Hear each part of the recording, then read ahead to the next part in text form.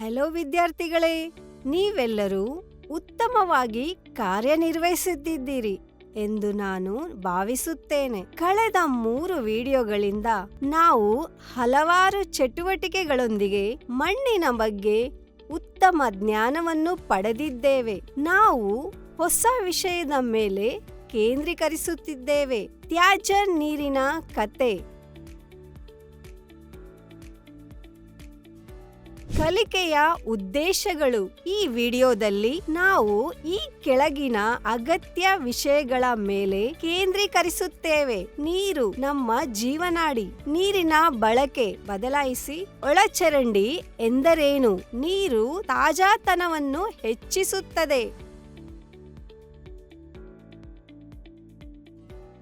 ಪ್ರಮುಖ ಪದಗಳು: ಮಾಲಿನ್ಯಕಾರಕ,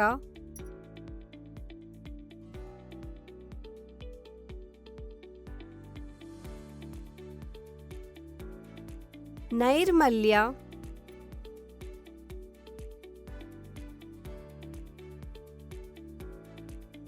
ಒಳಚರಂಡಿ,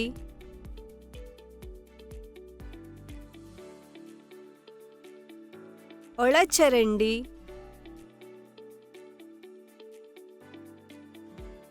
ಒಳಚರಂಡಿ,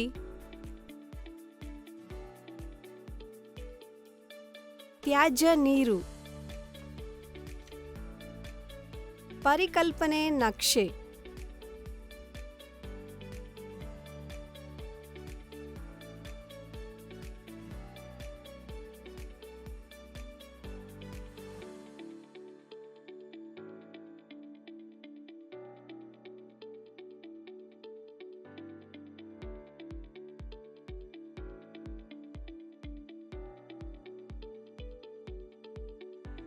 ನೀರು ನಮ್ಮ ಜೀವನಾಡಿ. ಶುದ್ಧ ನೀರು ಮಾನವನ ಮೂಲಭೂತ ಅವಶ್ಯಕತೆಯಾಗಿದೆ. ಬಳಕೆಗೆ ಯೋಗ್ಯವಾದ ಶುದ್ಧ ನೀರು ದುರದೃಷ್ಟವಶಾತ್ ಎಲ್ಲರಿಗೂ ಲಭ್ಯವಿಲ್ಲ.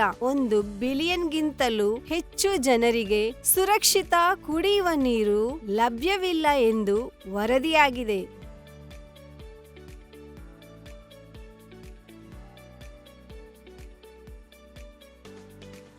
ಇದು ನೀರಿಗೆ ಸಂಬಂಧಿಸಿದ ಹಲವಾರು ಕಾಯಿಲೆಗಳಿಗೆ ಮತ್ತು ಮಕ್ಕಳ ಸಾವಿಗೆ ಕಾರಣವಾಗಿದೆ. ಜನಸಂಖ್ಯೆಯ ಬೆಳವಣಿಗೆ, ಮಾಲಿನ್ಯ, ಕೈಗಾರಿಕಾ ಅಭಿವೃದ್ಧಿ, ದುರಾಡಳಿತ ಮತ್ತು ಇತರ ಅಂಶಗಳು ಶುದ್ಧ ನೀರಿನ ಕೊರತೆಯನ್ನು ಹೆಚ್ಚಿಸುತ್ತವೆ.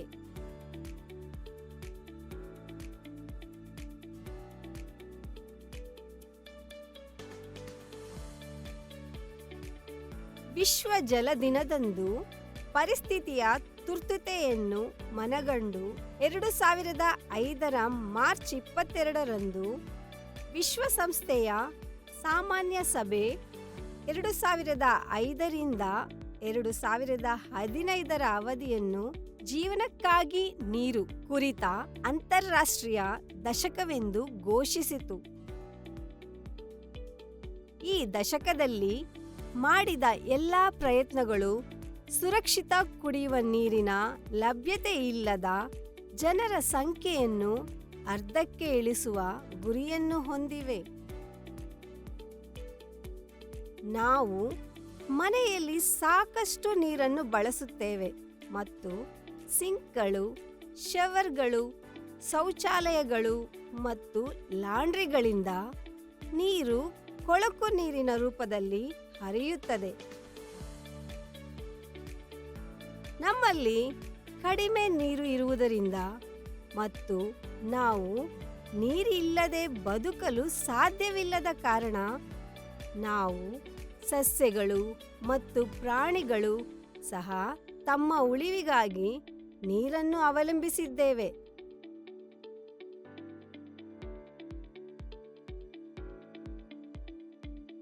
ಆದ್ದರಿಂದ ನಾವು ನೀರನ್ನು ಉಳಿಸಬೇಕಾಗಿದೆ. ಸಮುದ್ರಗಳು ಮತ್ತು ಸಾಗರಗಳಲ್ಲಿ ನಮಗೆ ಅಪಾರ ಪ್ರಮಾಣದ ನೀರು ಇದ್ದರೂ ನಮಗೆ ಅದು ಉಪಯುಕ್ತವಲ್ಲ.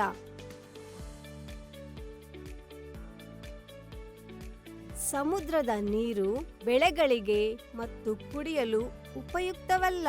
ನಮಗೆ ಕೊಳಗಳು, ಸರೋವರಗಳು, ನದಿಗಳು ಮತ್ತು ತೊರೆಗಳಲ್ಲಿನ ನೀರಿನಂತೆ ಸಿಹಿ ನೀರು ಮಾತ್ರ ಬೇಕು.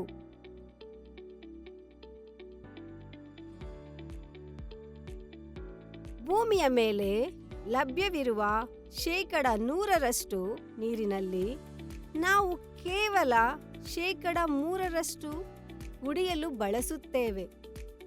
ಇದು ನಾವು ಕುಡಿಯಲು ಬಳಸುವ ನೀರಿನ ಪ್ರಮಾಣ. ಆದ್ದರಿಂದ ಲಭ್ಯವಿರುವ ನೀರು ಮಾಲಿನ್ಯಕಾರಕಗಳನ್ನು ತೆಗೆದುಹಾಕುವ ಮೂಲಕ ನಾವು ಸ್ವಚ್ಛಗೊಳಿಸಬೇಕಾಗಿದೆ.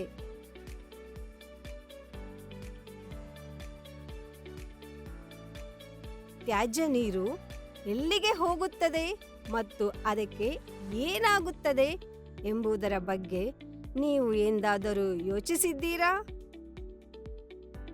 ಶುದ್ಧ ನೀರನ್ನು ಸಂರಕ್ಷಿಸುವ ಅಗತ್ಯದ ಬಗ್ಗೆ ನಮಗೆ ತಿಳಿದಿಲ್ಲ. ಆದ್ದರಿಂದ ಸಂರಕ್ಷಿಸುವ ಮೊದಲು ನಾವು ನೀರಿನ ಉಪಯೋಗಗಳನ್ನು ತಿಳಿದುಕೊಳ್ಳಬೇಕು. ನೀರಿನ ಉಪಯೋಗಗಳು. ನಾವು ನೀರನ್ನು ಕೃಷಿ, ಕೈಗಾರಿಕೆಗಳು, ವಿದ್ಯುತ್ ಉತ್ಪಾದನೆ ಇತ್ಯಾದಿಗಳಿಗೆ ಬಳಸುತ್ತೇವೆ. ಜನಸಂಖ್ಯೆ ಮತ್ತು ಅವರ ಅಗತ್ಯಗಳೊಂದಿಗೆ ಜಲ ಸಂಪನ್ಮೂಲಗಳನ್ನು ಹೆಚ್ಚಿಸಲಾಗುತ್ತಿಲ್ಲ. ಆದ್ದರಿಂದ ಜಲ ಸಂರಕ್ಷಣೆ ಬಹಳ ಮುಖ್ಯವಾದ ಹೆಜ್ಜೆಯಾಗಿದೆ. ಜೀವನಕ್ಕೆ ನೀರು ಅಡುಗೆ ಮನೆ ಅಥವಾ ಸ್ನಾನಗೃಹದಿಂದ ಸುತ್ತಮುತ್ತಲಿನ ತೋಟಕ್ಕೆ ನೀರು ಹರಿಯುವಂತೆ ಮಾಡಲು ನಮಗೆ ಸಾಧ್ಯವಿಲ್ಲ, ಏಕೆಂದರೆ ಅದು ನಾವು ಸ್ವಚ್ಛಗೊಳಿಸಲು ಬಳಸುವ ರಾಸಾಯನಿಕಗಳನ್ನು ಹೊಂದಿರುತ್ತದೆ. ಆದ್ದರಿಂದ ತ್ಯಾಜ್ಯ ನೀರನ್ನು ಹೇಗೆ ಸಂಸ್ಕರಿಸಲಾಗುತ್ತದೆ ಎಂಬುದನ್ನು ನೋಡಲು ನಾವು ನೀರು ಸಂಸ್ಕರಣಾ ಘಟಕಕ್ಕೆ ಭೇಟಿ ನೀಡಬೇಕಾಗಿದೆ. ನೀರನ್ನು ಸ್ವಚ್ಛಗೊಳಿಸುವುದು ಮಾಲಿನ್ಯಕಾರಕಗಳನ್ನು ಜಲಮೂಲವನ್ನು ಪ್ರವೇಶಿಸುವ ಮೊದಲು ಅಥವಾ ಮರುಬಳಕೆ ಮಾಡುವ ಮೊದಲು ತೆಗೆದುಹಾಕುವ ಪ್ರಕ್ರಿಯೆಯಾಗಿದೆ. ತ್ಯಾಜ್ಯ ನೀರಿನ ಸಂಸ್ಕರಣೆಯ ಈ ಪ್ರಕ್ರಿಯೆಯನ್ನು ಸಾಮಾನ್ಯವಾಗಿ ಒಳಚರಂಡಿ ಸಂಸ್ಕರಣೆ ಎಂದು ಕರೆಯಲಾಗುತ್ತದೆ. ಇದು ಹಲವಾರು ಹಂತಗಳಲ್ಲಿ ನಡೆಯುತ್ತದೆ. ಒಳಚರಂಡಿ ಎಂದರೇನು? ಇದು ಮನೆಗಳು, ಕೈಗಾರಿಕೆಗಳು, ಆಸ್ಪತ್ರೆಗಳು, ಕಚೇರಿಗಳು ಮತ್ತು ಇತರ ಬಳಕೆದಾರರು ಬಿಡುಗಡೆ ಮಾಡುವ ತ್ಯಾಜ್ಯ ನೀರು.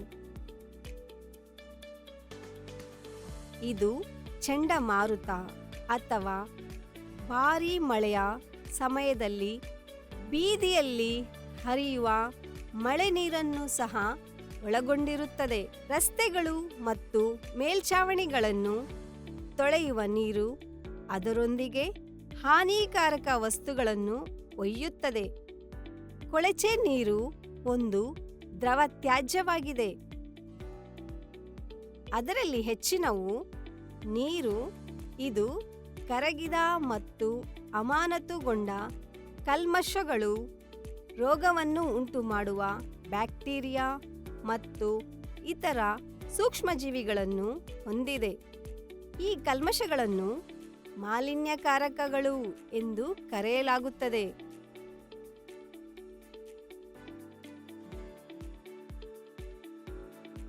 ಅವು ಹೀಗಿವೆ: ಸಾವಯವ ಕಲ್ಮಶಗಳು ಅಂದರೆ ಮಾನವ ಪ್ರಾಣಿಗಳ ತ್ಯಾಜ್ಯ, ತೈಲ, ಯೂರಿಯಾ, ಕೀಟನಾಶಕಗಳು, ಕಳೆನಾಶಕಗಳು, ಹಣ್ಣು ಮತ್ತು ತರಕಾರಿ ತ್ಯಾಜ್ಯ ಇತ್ಯಾದಿ.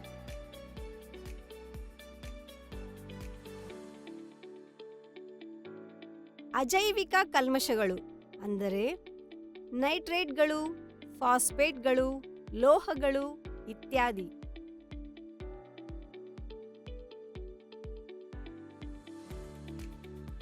ಪೋಷಕಾಂಶಗಳು ಅಂದರೆ ರಂಜಕ ಮತ್ತು ಸಾರಜನಕ, ಬ್ಯಾಕ್ಟೀರಿಯಾ ಮತ್ತು ಇತರ ಸೂಕ್ಷ್ಮಜೀವಿಗಳು ಅಂದರೆ ಕಾಲರ ತರಹದ ವಿಬ್ರಿಯೋ ಕಾಲರವನ್ನು ಉಂಟುಮಾಡುವ ಜೀವಿಗಳು, ಸಾಲ್ಮೊನೆಲ್ಲಾ ಪ್ಯಾರಾಟೈಫಿಯಂತಹ ಟೈಫಾಯ್ಡ್ ಬೇದಿಗೆ ಕಾರಣವಾಗುವ ಪ್ರೋಟೋಜೋವಾಗಳು ಇತ್ಯಾದಿ.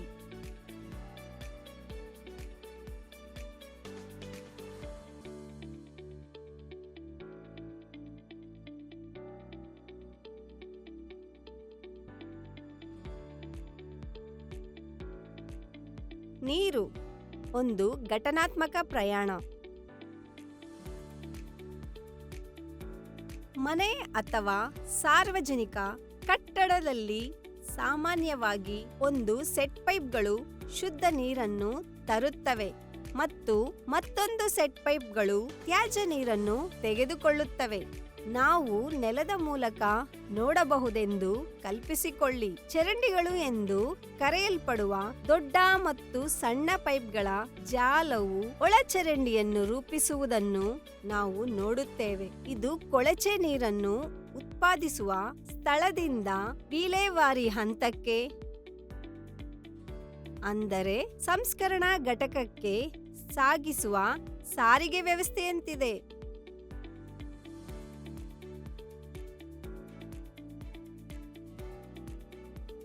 ಜಂಕ್ಷನ್ನಲ್ಲಿ ಒಳಚರಂಡಿಯಲ್ಲಿ ಪ್ರತಿ 50 ಮೀಟರ್ನಿಂದ 60 ಮೀಟರ್ ವರೆಗೆ ಮ್ಯಾನ್ ಹೋಲ್ಗಳಿವೆ. 2 ಅಥವಾ ಹೆಚ್ಚು ಒಳಚರಂಡಿಗಳು ಮತ್ತು ದಿಕ್ಕಿನಲ್ಲಿ ಬದಲಾವಣೆ ಇರುವ ಸ್ಥಳಗಳಲ್ಲಿ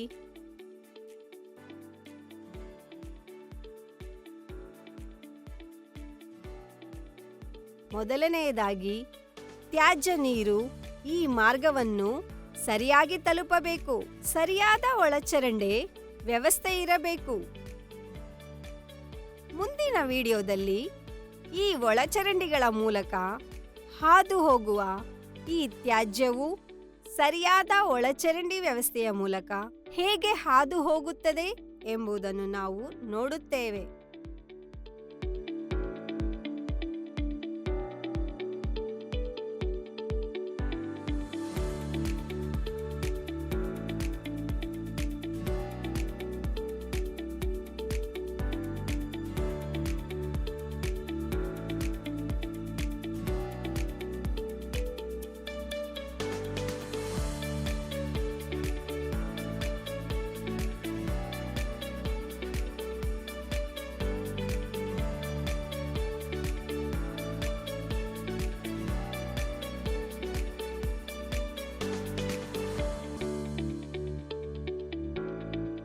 All the best.